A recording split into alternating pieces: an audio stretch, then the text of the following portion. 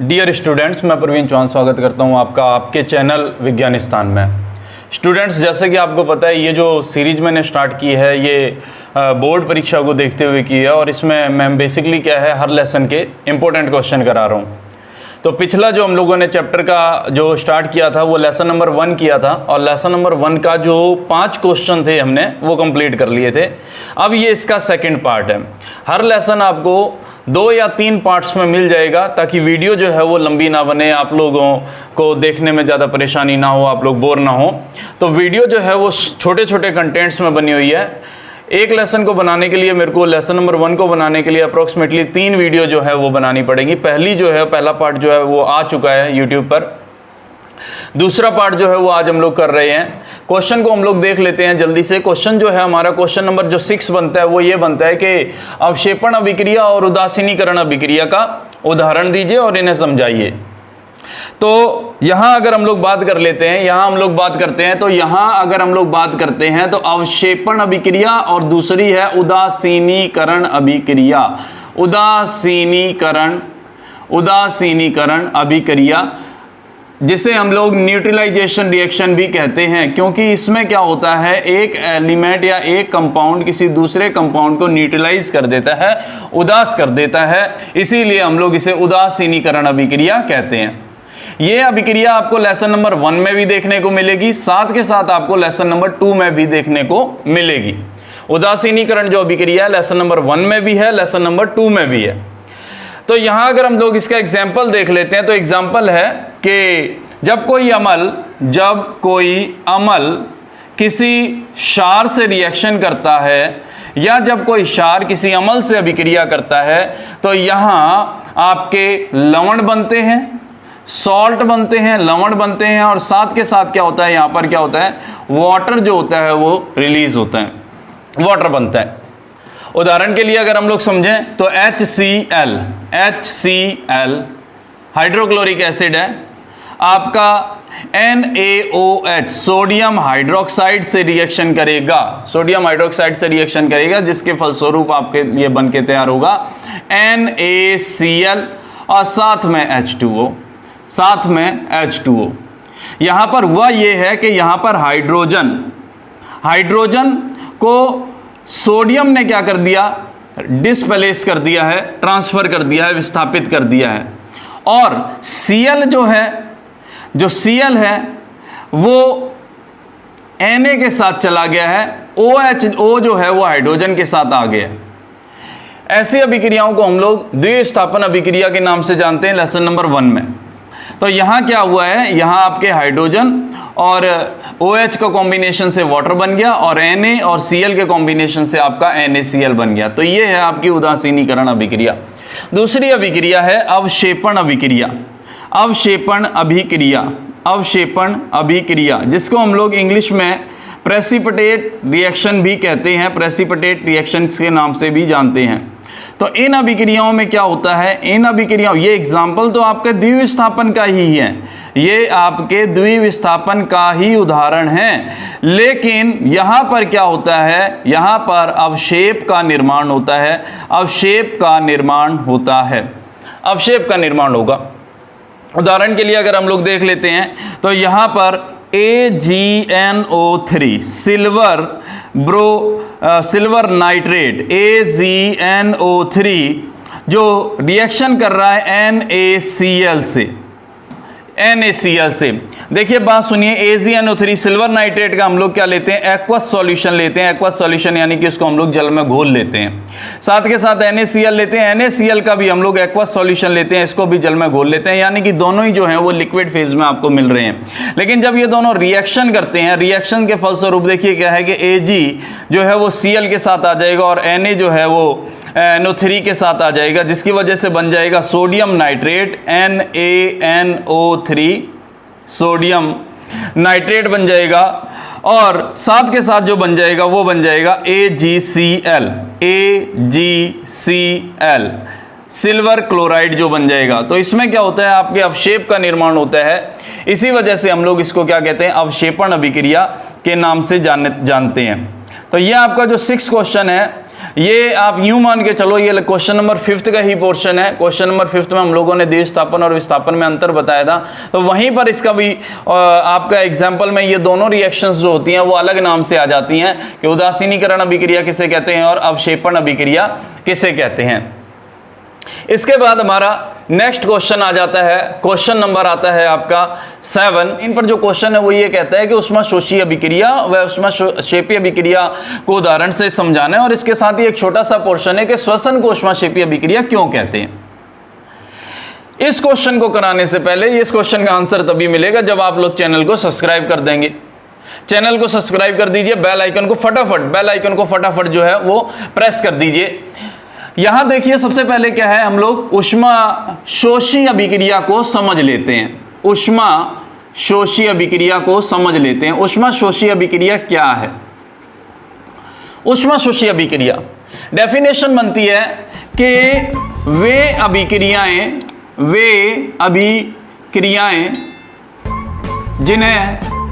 जिन्हें संपन्न होने के लिए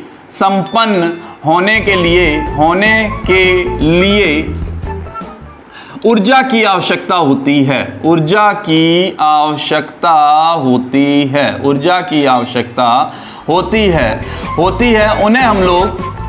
उन्हें हम लोग ऊष्माशोषी अभिक्रिया कहते हैं। नाम से ही पता चल रहा है, ऊष्मा ये किसी भी फॉर्म में हो सकती है। बेसिकली इसको हम लोग ऑब्जर्व कर रहे हैं हीट के बेस पर, गर्मी के बेस पर जो है वो ऊष्मा के रूप में। और शोषी का मतलब पता ही है कि शोषी का मतलब होता है शोषण करने वाला, यानी कि जिसको ऊष्मा की आवश्यकता होती है। इसको हम लोग एक उदाहरण के तौर पर समझ लेते हैं। देखिए क्या है कि हम एक रिएक्शन करवाते हैं। रिएक्शन जो है वो है आपकी CaCO3 कैल्शियम कार्बोनेट, और कैल्शियम कार्बोनेट को हमने किया गरम, यानी कि हमने दी इसको हीट, हमने दी इसको ऊर्जा, हमने दी इसको ऊष्मा, जिसकी वजह से आपका जो कैल्शियम कार्बोनेट होता है ये डिप्लीट हो जाता है, कैल्शियम ऑक्साइड बनता है CaO, कैल्शियम ऑक्साइड बनता है, और कार्बन डाइऑक्साइड जो होती है वो क्या होती है? मुक्त होती है। तो यहां पर क्या है, आप लोग देखिए कि यहां ऊष्मा जो है उसको मैंने ऐड किया है अभिकारक के साथ। इस चीज को समझने के लिए आप लोग देखिए कि यहां पर ऊष्मा को प्लस किया जाता है CaCO3 के साथ, जिसकी वजह से कैल्शियम ऑक्साइड बनेगा और कार्बन डाइऑक्साइड जो होगा मुक्त होगा। उसके बाद दूसरी जो अभिक्रिया आ जाती है वो आ जाती है ऊष्माक्षेपी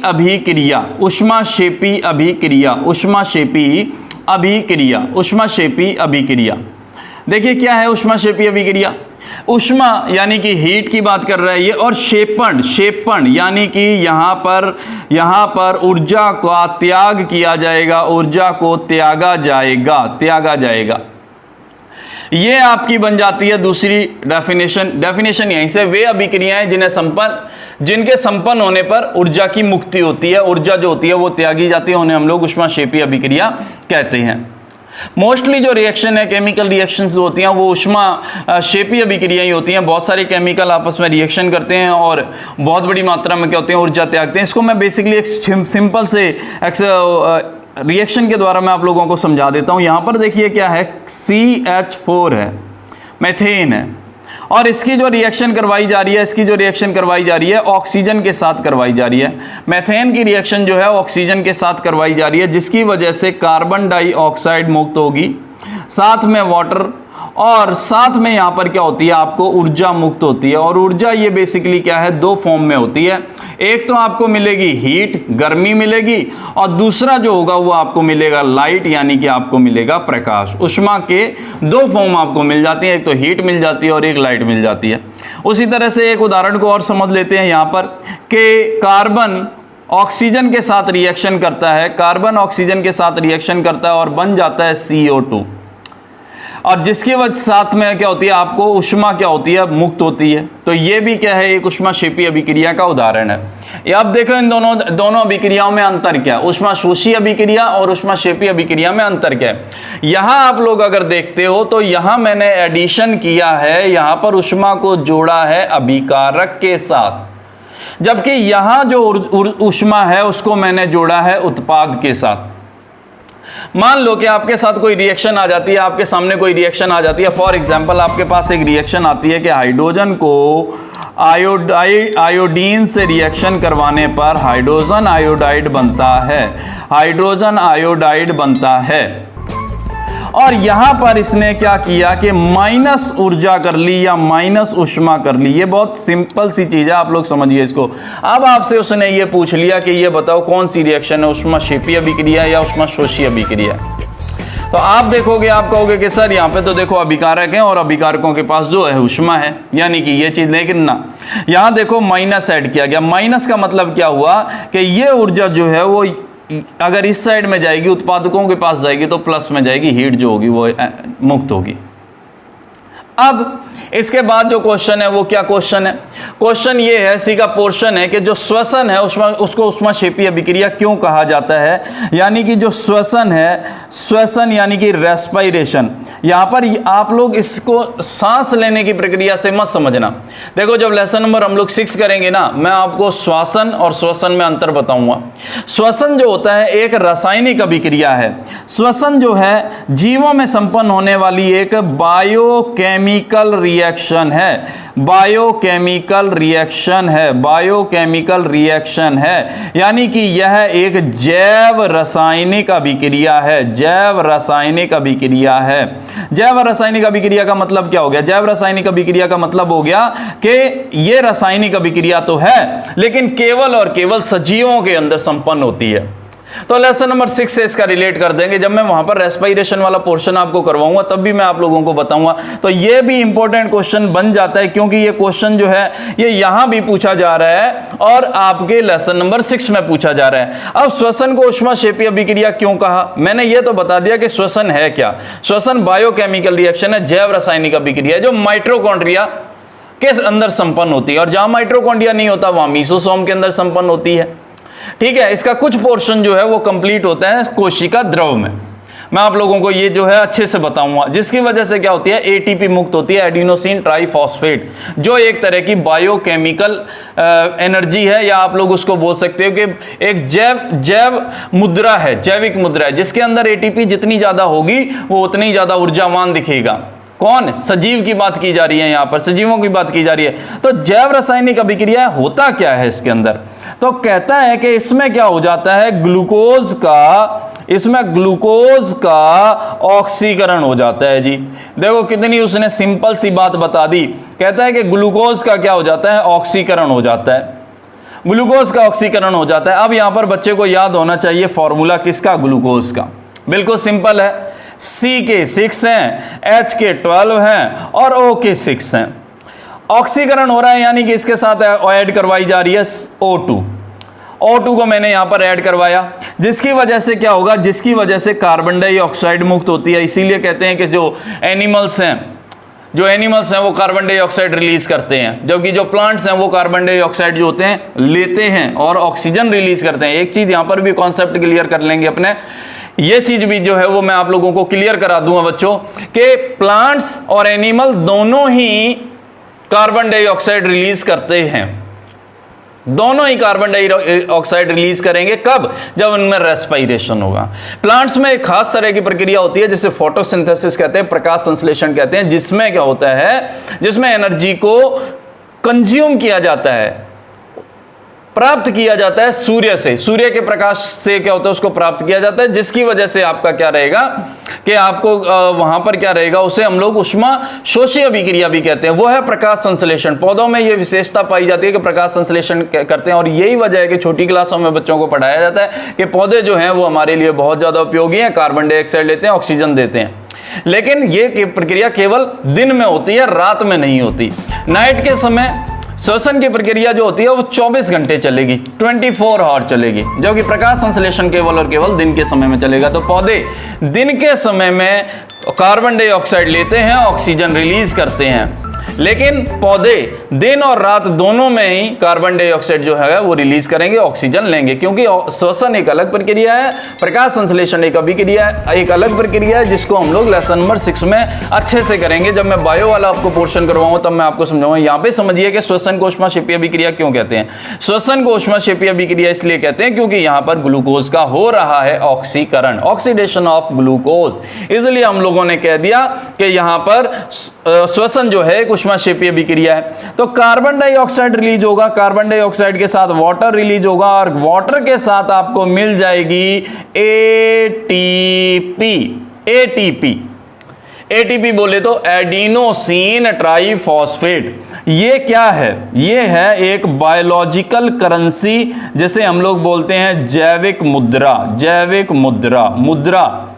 करेंसी, रुपया। इंडिया की जो करेंसी है वो रुपया, बिना रुपया के बात नहीं बनती, ठीक है।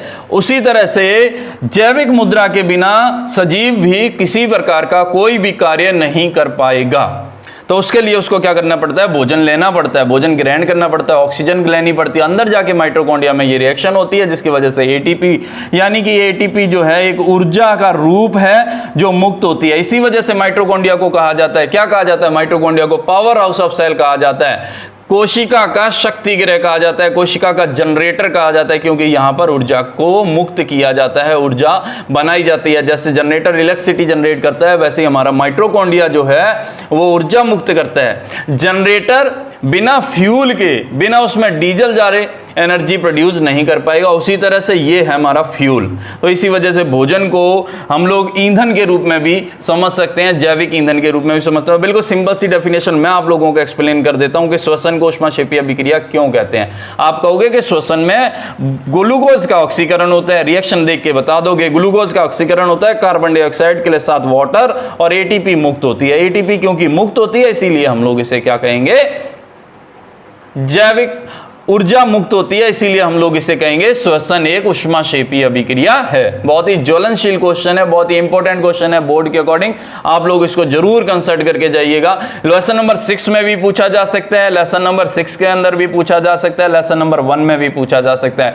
उसी तरह से आपकी ये जो उदासीनीकरण अभिक्रिया मैंने बताई है, लेसन नंबर 1 में भी पूछी गई है, लेसन नंबर 2 में भी पूछी गई है। मैं इन अभिक्रिया में कोरिलेशन सेट कर रहा हूं, संबंध स्थापित कर रहा हूं, जिसकी वजह से आप केवल इसको एक जगह पढ़ेंगे और 2 जगह उसका क्या होगा? फायदा होगा।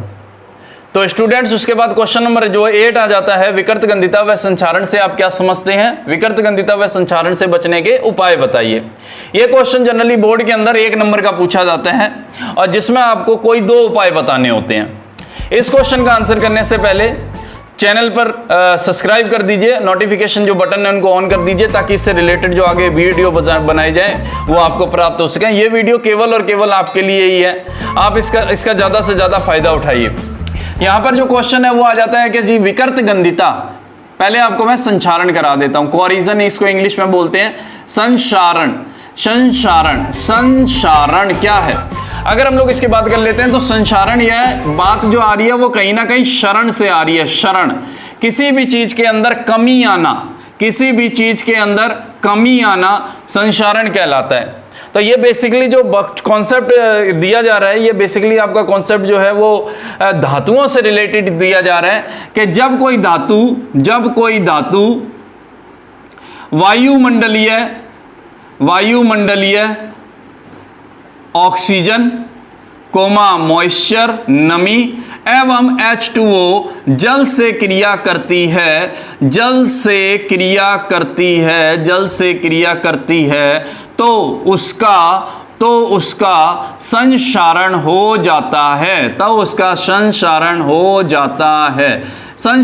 जाता है। अर्थात उसकी जो फिजिकल प्रॉपर्टीज है उनके अंदर क्या हो जाती है? कमी आ जाती है। जैसे हम लोग समझते हैं इसमें, जैसे कॉपर का जब संचारण होता है, तांबे का जब संचारण होता है, तांबे का जो संचारण होगा तो उसमें क्या होगा कि तांबा जो होता है, तांबे का हरा होना।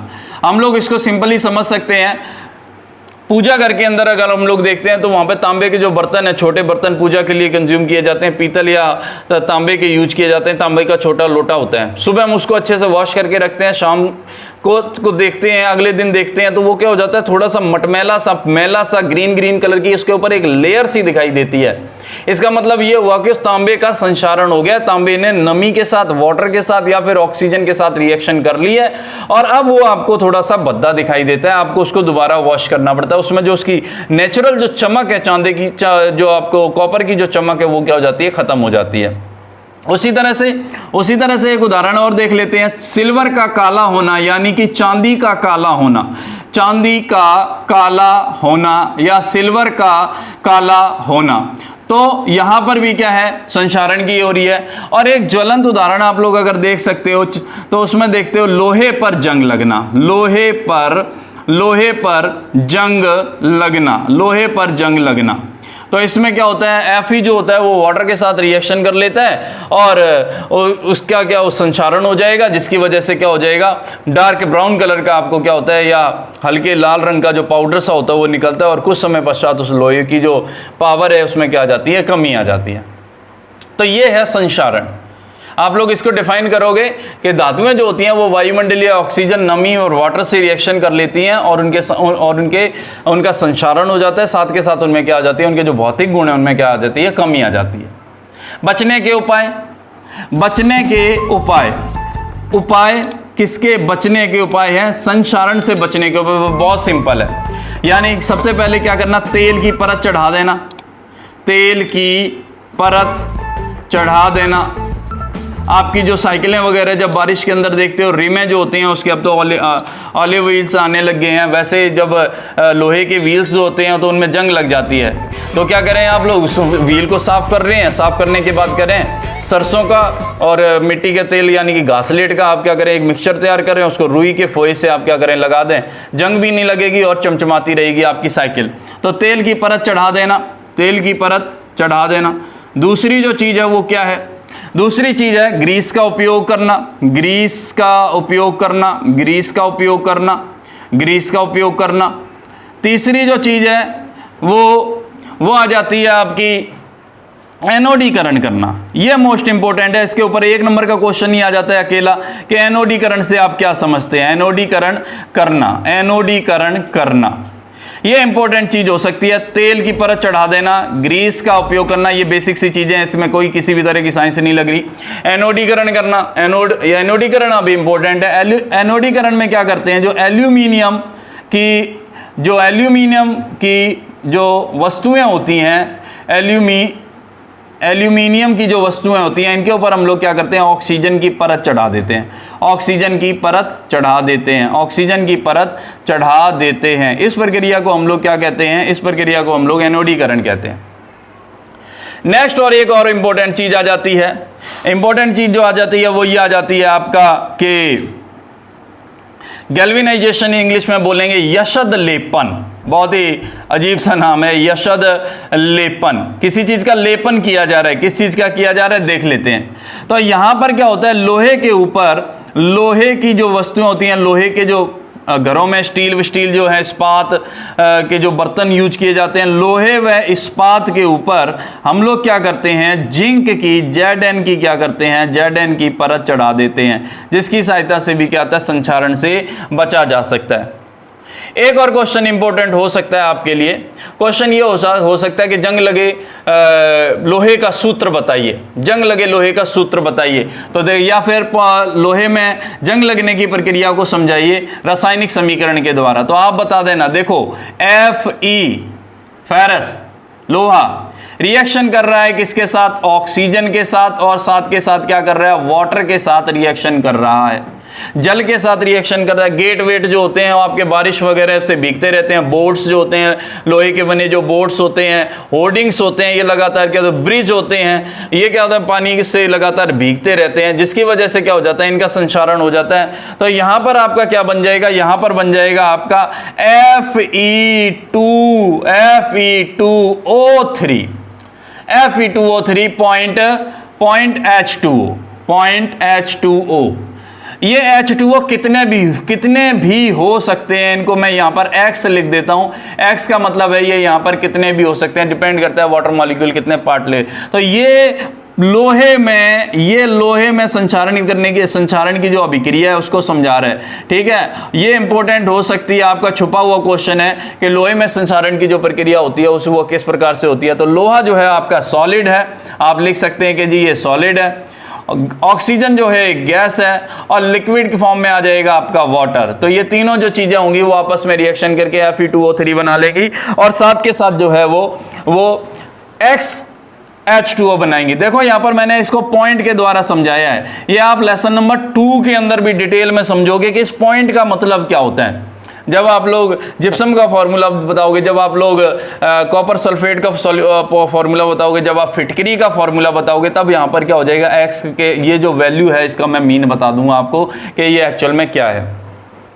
उसके बाद नेक्स्ट क्वेश्चन आ जाता है, उसके बाद नेक्स्ट क्वेश्चन जो है, नेक्स्ट पोर्शन जो आ जाता है जी विकृत गंधिता। यहां पर जो चीज आ जाती है जी वो आ जाती है विकृत गंधिता। देखो बच्चों, इस क्वेश्चन को करने से पहले मेरा रिक्वेस्ट है आप लोगों से कि आप लोग फटाफट चैनल को सब्सक्राइब कर दीजिए, और ज़्यादा से ज़्यादा जो अपने फ्रेंड कम्युनिटी है, अपने जो दोस्त हैं, जो खास दोस्त हैं, आपसे बार बार कहता है यार मेरे क्लास में आपको बार बार डिस्टर्ब करता है, ये चीज़ मुझे समझ में नहीं आती है, मैं साइंस में फेल हो जाऊँगा या कुछ और, तो उस दोस्त के लिए आप लोग एकदम चैनल को सब्सक्राइब कर दीजिए, उसको बता दीजिए कि अपने पास इस चीज़ की एक दवाई आ गई है, इस चीज़ की एक मेडिसिन आ गई है, फेल होने का कोई डर नहीं है और अपने अच्छे नंबर बनेंगे, डोंट वरी।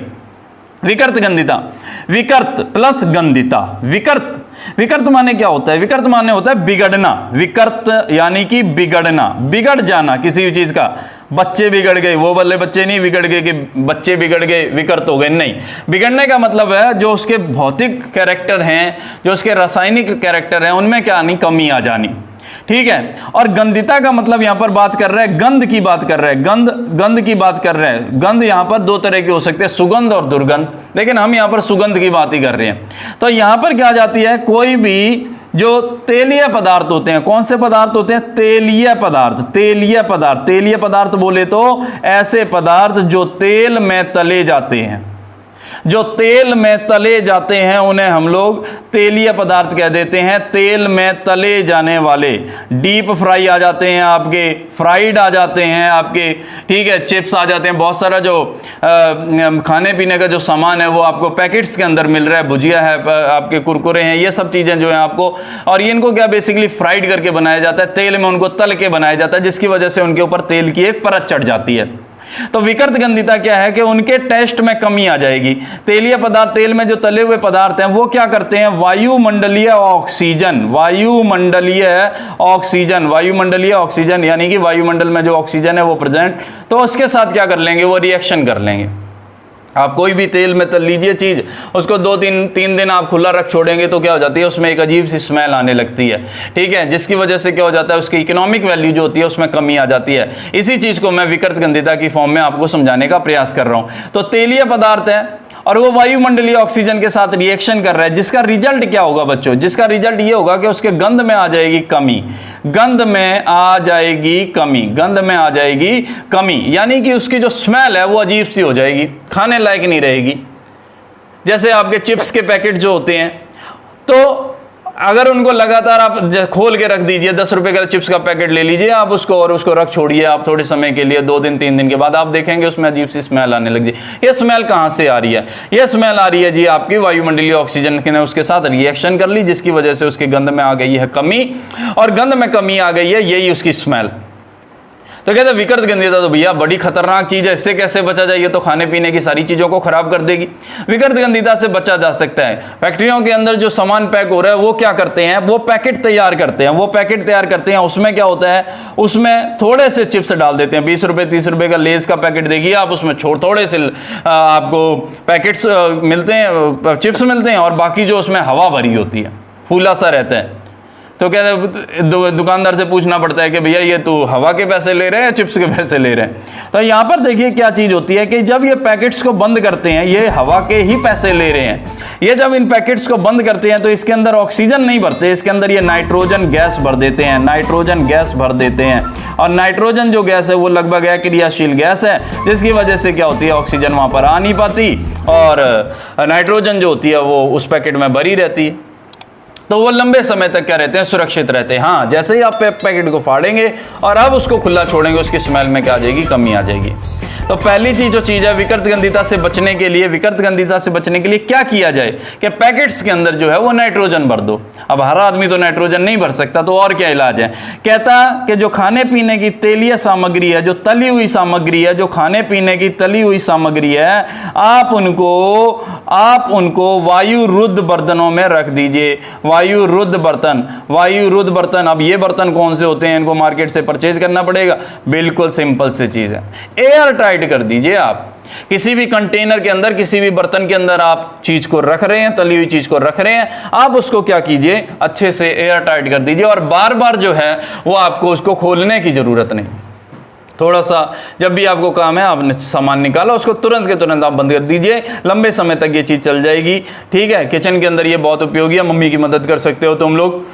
विकृत गंधिता को यहाँ पे समझाया मैंने। विकृत गंधिता क्या चीज़ होती है, संक्षारण जो है उसको मैंने समझाया। संक्षारण के अंदर जो मोस्ट इंपॉर्टेंट चीज़ आ रही थी, वो 1 नंबर का क्वेश्चन आता है, एनोडिनाइजेशन क्या होता है, एनोडीकरण क्या होता है। दूसरा जो चीज़ आ जाती है वो यशद लेपन क्या होता है। तो लोहे व इस्पात पे जब जिंक की परत चढ़ाते हैं तब इसे यशद लेपन कहते हैं, और जब एनोडीकरण करना होता है तो हम एल्यूमिनियम के साथ ऑक्सीजन की एक परत चढ़ा देते हैं, लेयर चढ़ा देते हैं।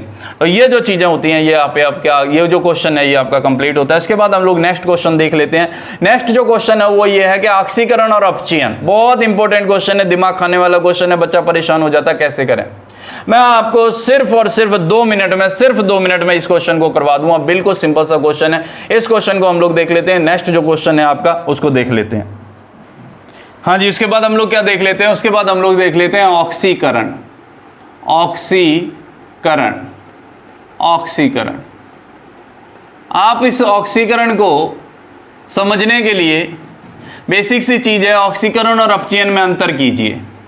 ऑक्सीकरण व अपचयन में अंतर कीजिए, आपको समझ में आ जाएगा। बीच में हम लोग लगा देते हैं एक लाइन जो क्या करेगी, डिफरेंस क्रिएट करने का काम करेगी, अंतर बताने का काम करेगी। ऑक्सीकरण क्या है? ऑक्सीकरण जिसमें ऑक्सीजन का संयोग होता है, ऑक्सीजन का संयोग होता है, ऑक्सीजन का संयोग होता है, ऑक्सीजन का संयोग होता है किसी भी एलिमेंट के साथ, किसी भी तत्व, परमाणु, अणु या इनके साथ ऑक्सीजन का संयोग हो जाता है। कैसे कि जैसे मान लो ये है आपके पास कॉपर और मैंने इसके साथ रिएक्शन करवा दी ऑक्सीजन की, जिसकी वजह से बन गया कॉपर ऑक्साइड, भूरे रंग का पदार्थ। ये संक्षारण, ऑक्सीडेशन हो गया, कॉपर के साथ आपका ऑक्सीजन ने रिएक्शन कर ली, ऑक्सीडेशन हो गया। दूसरा, इसमें जस्ट इसका उल्टा देख लेते हैं। अपचयन में क्या होता है? तो अपचयन में क्या होता है, बिल्कुल सिंपल सी चीज है, ऑक्सीजन का वियोग होता है, ऑक्सीजन का वियोग होता है। ऑक्सीजन जो होती है वो त्यागी जाती है, यानी कि छोड़ी जाती है, त्यागी जाती है। कहता कैसे, समझाओ इसको। तो इसको देख लेते हैं कि ऑक्सीजन का वियोग कैसे होगा। इसी रिएक्शन को अपचयन में समझाने का प्रयास कर रहा हूं। ये है आपके पास कॉपर ऑक्साइड और इसमें से आपको कॉपर में से ऑक्सीजन निकाल देनी है, यानी कि ये बन जाएगा कॉपर और ऑक्सीजन निकल गई। ये है आपकी वियोजन अभिक्रिया, अपचयन अभिक्रिया। ये है आपकी अपचयन अभिक्रिया। ऑक्सीकरण में ऑक्सीजन का संयोग हो रहा है, अपचयन में ऑक्सीजन का वियोग हो रहा है। दूसरे नंबर पे अब ऑक्सीजन जो है वो नेचर रखता है नेगेटिव, तो इससे क्या बोलोगे कि इसमें क्या हो जाती है, ऋणात्मक भाग में क्या आ जाती है, ऋणात्मक भाग में हो जाती है वृद्धि, ऋणात्मक भाग में वृद्धि हो जाती है। भाई कॉपर जो था वो पॉजिटिव था, जब इसके साथ ऑक्सीजन ने रिएक्शन कर दी, अब ये कॉपर ऑक्साइड बन गया, यानी कि इसके अंदर जो एडिशन हुआ है नेगेटिव पोर्शन का। जबकि इसमें जो आप लोग बोलोगे, क्योंकि ऑक्सीजन निकल रही है और ऑक्सीजन नेगेटिव को रिप्रेजेंट करती है, तो आप लोग बोल दोगे कि ऋणात्मक भाग में कमी, ऋणात्मक भाग में आ गई है जी कमी। एक चीज याद कर लोगे, सारा क्वेश्चन याद हो जाएगा। 2 मिनट का क्वेश्चन है, बिल्कुल सिंपल क्वेश्चन है। बच्चे जो होते हैं सहम जाते हैं जब ये क्वेश्चन आता है। मैं कह रहा हूं कि बिल्कुल सिंपल क्वेश्चन है राजे, आप लोग एक बार में इसको कंप्लीट कर लोगे। ऋणात्मक भाग में वृद्धि होगी। अब तीसरे स्तर पे हम लोग कैसे समझा सकते हैं इसको, तीसरा भी बता देते हैं आपको क्या ऑक्सीकरण वह अभिक्रिया है जिसमें हाइड्रोजन में क्या आती है, कमी आती है। हाइड्रोजन में क्या आती है, कमी आती है। हाइड्रोजन भाग में क्या आ जाती है, कमी हो जाती है। आप लोग बोल सकते हो कि वी हाइड्रोजिनेशन हो सकता है, हाइड्रोजन निकलेगी। जबकि इसमें आप लोग बोल सकते हो कि इसमें क्या हो जाता है, हाइड्रोजन का संयोग होता है। हाइड्रोजन का संयोग होता है, हाइड्रोजन का संयोग होता है, यानी कि यहाँ पर हाइड्रोजन में क्या दिखाई देती है, आपको वृद्धि दिखाई देती है। जैसे मैं यहाँ पर HCl की बात कर लेता हूँ, HCl की बात करता हूँ और इसका डीकम्पोजिशन कराता हूँ, हाइड्रोजन अलग हो जाता है, क्लोरीन अलग हो जाता है। तो इस क्लोरीन में से इस हाइड्रोजन को मैंने कर दिया मुक्त। ये है आपकी हाइड्रोजन में कमी। और जस्ट इसका उल्टा लिख देंगे तो यानी कि हाइड्रोजन को क्लोरीन के साथ मैं जोड़ देता हूँ तो आपका आ जाता है HCl, यानी ये हो गया आपका अपचयन। थर्ड, हाइड्रोजन जो रिप्रेजेंट करता है वो करता है आपके प्लस भाग को।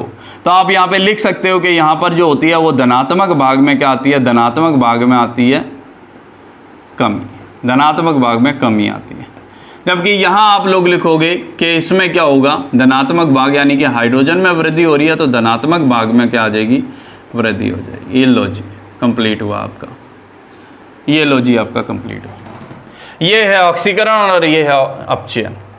ऑक्सीकरण में ऑक्सीजन का संयोग होता है और अपचयन में ऑक्सीजन का वियोग होता है। और अच्छे से समझना चाहते हो तो समझ लो। जैसे यहाँ पर क्या है कि C के साथ मैं ऑक्सीजन को ऐड कर रहा हूँ, इसका मतलब ये हो गया कि कार्बन डाइऑक्साइड बन रही है, कार्बन के साथ ऑक्सीजन का संयोग हो रहा है। और यदि यहाँ मैं लिख देता हूँ कि CO2 में से कार्बन का वियोग होना है तो कार्बन और ऑक्सीजन, ये लो उदाहरण हो जाता है आपका। जैसे यहाँ आ जाता है आपका कैल्शियम के साथ ऑक्सीजन की रिएक्शन कर रही है, बन जाएगा कैल्शियम ऑक्साइड। तो ये है ऑक्सीडेशन का कैल्शियम का। बैलेंस करने के लिए 2 लगाना पड़ेगा, यहाँ भी 2 लगा देते हैं।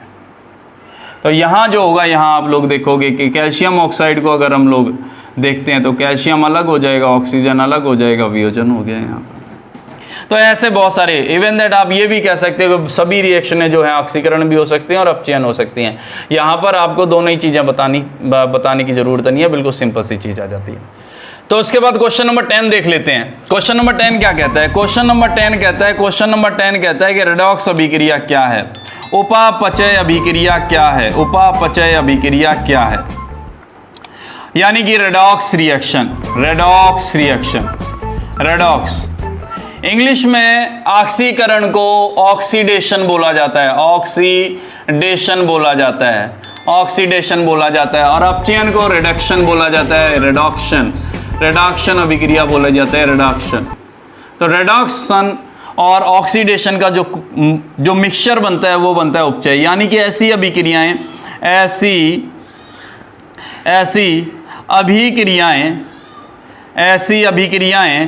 अभिक्रियाएं जिनमें ऑक्सीकरण भी होता है और वह साथ में अपचयन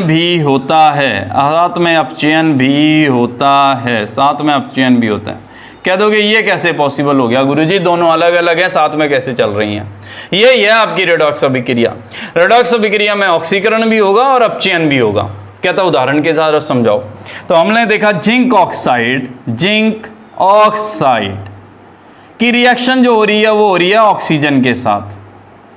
जिंक ऑक्साइड की रिएक्शन जो है वो करवाई गई है बुक के अंदर कार्बन के साथ की करवाई गई है, जिसकी वजह से आपका बनता है Zn और बनता है CO, कार्बन मोनोऑक्साइड। रेडॉक्स अभिक्रिया का उदाहरण है ये। तो यहां पर देखिए अगर हम लोग बात करते हैं तो ये अभिक्रिया 2 पार्ट्स में डिवाइड है। ये देखिए आप लोग ZNO को, जो ZNO है यानी कि जो जिंक ऑक्साइड है, ये अब अकेला रह गया जिंक, यानी कि इसमें से ऑक्सीजन निकली। वे रासायनिक अभिक्रियाएं जिसमें ऑक्सीजन का त्याग होता है उसे हम लोग क्या कहते हैं? कहते हैं अपचयन। तो ये अभिक्रिया 2 पार्ट्स में डिवाइड हो रही है। देखो ZNO जो है वो Zn में कन्वर्ट हो गया, यानी कि यहां पर तो हुआ आपका अपचयन,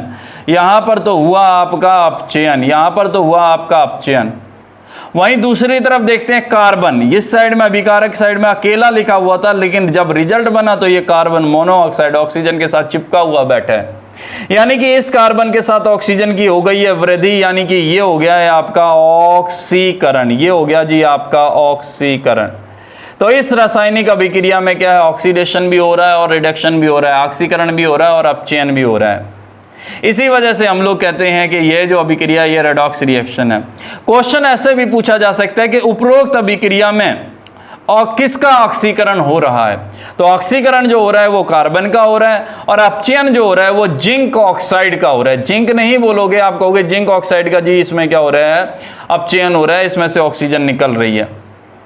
तो ये जो चैप्टर है ये आपका यहाँ पर कंप्लीट होता है। ये जो 10 क्वेश्चन मैंने आप लोगों को करवाए हैं बहुत ही इंपॉर्टेंट क्वेश्चन है, अति महत्वपूर्ण क्वेश्चन है। आप लोग इनको कंसल्ट कीजिएगा, ना समझ में आए इस वीडियो को दोबारा देख लेना, कोई दिक्कत वाली बात नहीं है, इस वीडियो को आप लोग दोबारा देख लेना। अब अगले जो वीडियो बनेगी उसमें मैं इस लेसन के अंदर जितनी भी केमिकल रिएक्शंस हैं, लगभग 17-18 केमिकल रिएक्शन है, मैं उनको लिखना सिखाऊंगा, उनको बैलेंस करना सिखाऊंगा और साथ के साथ उनको याद करना सिखाऊंगा। याद कैसे करना है, रटाफिकेशन नहीं मारना भैया, हमें ऑन टिप्स फिंगर टिप पे रिएक्शन याद होगी। जैसे ही पेपर के अंदर रिएक्शन आती है हम लोग तुरंत बताएंगे कि इसके अंदर क्या हो रहा है, इस रिएक्शन में क्या हो रहा है।